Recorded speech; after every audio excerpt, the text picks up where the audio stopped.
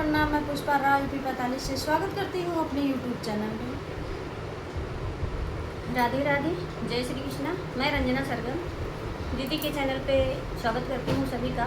सभी लोग अपना आशीर्वाद प्यार दुलार दीजिएगा दोस्तों। तो चलिए एक कहावत आज की सुनाते हैं, जैसा लगेगा आप लोग अपना आशीर्वाद प्यार दुलार दीजिएगा। तो चलिए सुनाते हैं।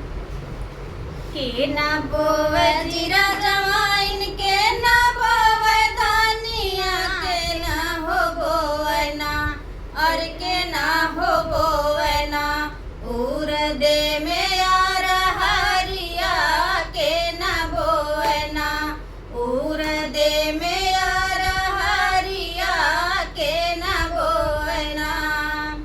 ससुर बोवे जीरा जवाइन, भसुर बोवे धनिया, बलमुआ बोवे ना मोर बलमुआ बोवे ना उर दे में यार हरिया, बलमुआ बोवे ना उर दे में यार हरिया, बलमुआ बोवे ना।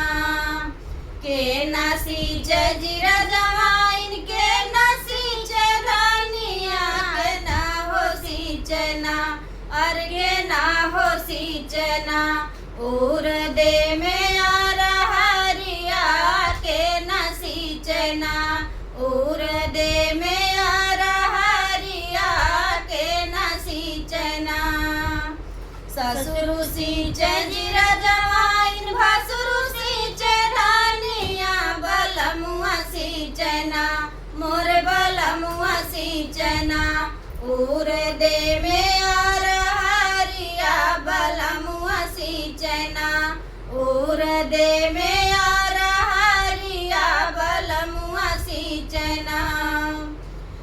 के ना गोड़ जीरा जवाइन, के ना गोड़ धनिया, के ना हो गोड़ना, और के ना हो गोड़ना उर दे में यार हरिया, के ना गोड़ना उर दे में यार हरिया, के ना गोड़ना।